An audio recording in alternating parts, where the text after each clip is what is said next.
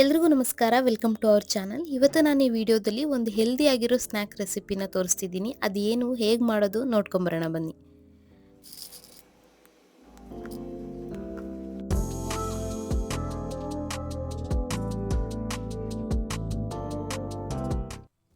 ನೀವೇನಾದರೂ health conscious ಇದ್ದರೆ ಅಥವಾ ಡಯಟ್ ಮಾಡ್ತಿದ್ರೆ ನೀವು ಈ ಸ್ನ್ಯಾಕ್ನ ಆರಾಮಾಗಿ ತಿನ್ಬೋದು. ಯಾಕಂದರೆ ಇದನ್ನು ಆಯಿಲಲ್ಲಿ ಕರ್ದಿರಲ್ಲ ಮತ್ತು ಮೈದಾ ಎಲ್ಲ ಏನು ಯೂಸ್ ಮಾಡಿರಲ್ಲ.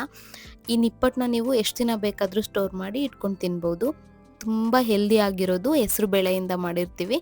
ಅದು ಹೇಗೆ ಮಾಡೋದು ಅಂತ ನೋಡ್ಕೊಂಬರೋಣ ಬನ್ನಿ. ಫಸ್ಟ್ ನಾನಿಲ್ಲಿ ಹೆಸರು ಬೇಳೆನ ನೆನಾಕ್ತಿದ್ದೀನಿ. ನಿಮಗೆ ಎಷ್ಟು ಕ್ವಾಂಟಿಟಿ ಬೇಕಾಗಬಹುದು ಅದ್ರ ಮೇಲೆ ನೀವು ಹೆಸರು ಬೇಳೆನ ನೆನಾಕಿ ಒಂದು 20-30 ನಿಮಿಷ ನೆಂದರೆ ಸಾಕು. ಅದೇನು ಬೇಗ ಈಸಿಯಾಗಿ ನೆಂದೋಗ್ಬಿಡುತ್ತೆ. ಅದು ನೆಂದಾದಮೇಲೆ ನಾವು ಅದನ್ನು ಸೋರಿಸ್ಕೋಬೇಕು. ಸೋಸ್ಕೊಂಡು ಆದಮೇಲೆ ಸ್ವಲ್ಪ ನಾನು ಹೆಸರು ಬೇಳೆನ ಹಾಗೆ ಎತ್ತಿಟ್ಕೊತಿದ್ದೀನಿ. ಯಾಕಂದರೆ ಲಾಸ್ಟಲ್ಲಿ ಆ್ಯಡ್ ಮಾಡೋದಕ್ಕೆ ಉಳಿದಿದ್ದಷ್ಟನ್ನು ನಾನು ಗ್ರೈಂಡ್ ಮಾಡ್ಕೊತಿದ್ದೀನಿ. ಇದಿಷ್ಟನ್ನು ಸಣ್ಣದಾಗಿ ಅಥವಾ ತರ್ತರಿಯಾಗಿ ರುಬ್ಬಿಟ್ಕೋಬೇಕು.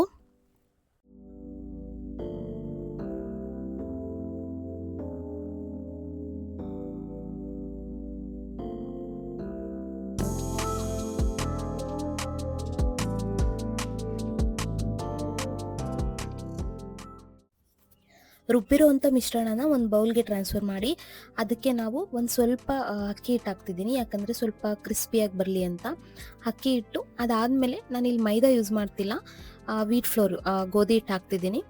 ಅದಾದಮೇಲೆ ಸ್ಪೈಸ್ಗೆ ಖಾರದ ಪುಡಿ ಅಥವಾ ಚಿಲ್ಲಿ ಫ್ಲೇಕ್ಸ್ ಇದ್ರೇ ನೀವು ಅದನ್ನು ಯೂಸ್ ಮಾಡ್ಬೋದು.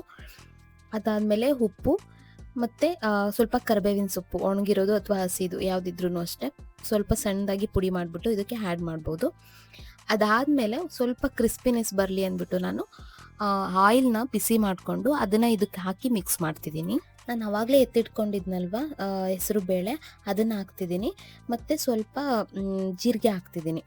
ನೀವು ಬೇಕಿದ್ರೆ ಅದನ್ನು ಜೀರಿಗೆ ಹಾಕಿದ್ರೆ ಟೇಸ್ಟ್ ಚೆನ್ನಾಗಿರುತ್ತೆ. ಬೇಕು ಅಂದರೆ ಹಾಕಿ ಅಥವಾ ಸ್ಕಿಪ್ ಮಾಡಿ. ಅದಷ್ಟು ಮಾಡಿ ಆದಮೇಲೆ ಅದನ್ನು ನಾನು ಇವಾಗ ತೋರಿಸ್ತೀನಲ್ವ ಆ ಕನ್ಸಿಸ್ಟೆನ್ಸಿ ಬರೋವರೆಗೂ ಚೆನ್ನಾಗಿ ಮಿದ್ದಿಟ್ಕೊಂಡು ನೀವು ಬೇಕಿದ್ರೆ ಸ್ವಲ್ಪ ಎಕ್ಸ್ಟ್ರಾ ನೀರು ಆ್ಯಡ್ ಮಾಡ್ಬೋದು.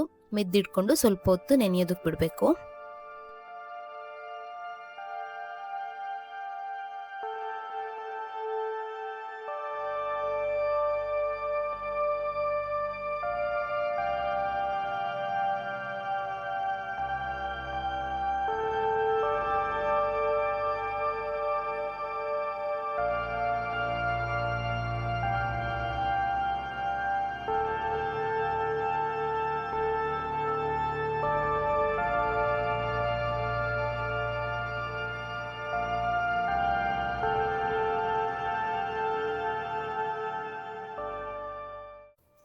ಅದೊಂದು 10-15 ಮಿನಿಟ್ಸ್ ಪಕ್ಕದಲ್ಲಿಟ್ಟರೆ ಸಾಕು. ಅದಾದಮೇಲೆ ತಗೊಂಡು ನೀವು ಅದನ್ನು ನಾನಿಲ್ಲಿ ಚಪಾತಿ ಥರ ಲಟ್ಟಿಸ್ಕೊಂಡು ಅದರಿಂದ ಸಣ್ಣ ಸಣ್ಣ ಪೀಸಾಗಿ ಕಟ್ ಮಾಡ್ತಿದ್ದೀನಿ.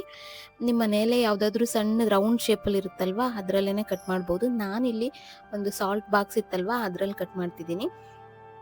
ನಿಮಗೆ ಯಾವ ಶೇಪಲ್ಲಿ ಬೇಕೋ ಆ ಶೇಪಲ್ಲಿ ಕಟ್ ಮಾಡ್ಕೊಳ್ಳಿ. ನಾನಿಲ್ಲಿ ಸ್ವಲ್ಪ ಸಣ್ಣದಾಗೇ ಕಟ್ ಮಾಡ್ತಿದ್ದೀನಿ. ನಾವಿಲ್ಲಿ ದೊಡ್ಡದಾಗಿ ಚಪಾತಿ ಥರ ಹರಿದಿಟ್ಕೊಂಡು ಆದಷ್ಟು ಈವನಾಗಿ ಹರಿದಿಟ್ಕೋಬೇಕು. ಯಾಕಂದರೆ ನಾನಿಲ್ಲಿ ಓವನಲ್ಲಿ ಬೇಯಿಸ್ತಿರೋದ್ರಿಂದ ಎಲ್ಲನೂ ಒಟ್ಟಿಗೆ ಬೇಯೋದಿಲ್ಲ. ದಪ್ಪ ಇದ್ದರೆ ಸ್ವಲ್ಪ ಲೇಟ್ ಆಗುತ್ತೆ. ಅದಕ್ಕೆ ನಾವು ಸ್ವಲ್ಪ ಈವನಾಗಿ ಹರ್ಕೊಬಿಟ್ಟು ಅದನ್ನು ಈ ಥರ ಕಟ್ ಮಾಡಿ ಇಟ್ಕೋಬೇಕು. ಇದೇ ಥರ ನಾನು ಆಗಿತ್ತಲ್ವ ಅದಷ್ಟು ಹಿಟ್ಟಲ್ಲಿ ಒಂದು 2 ಟೈಮ್ಸ್ ಹರಿದ್ಬಿಟ್ಟು ಎತ್ತಿಟ್ಕೊತಿದ್ದೀನಿ. ಉಳಿದಿದ್ದನ್ನು ಮತ್ತೆ ನೀವು ಅದೇ ಥರ ಲಟ್ಟಿಸ್ಕೊಂಡು ಕಟ್ ಮಾಡಿ ಇಟ್ಕೋಬೇಕು.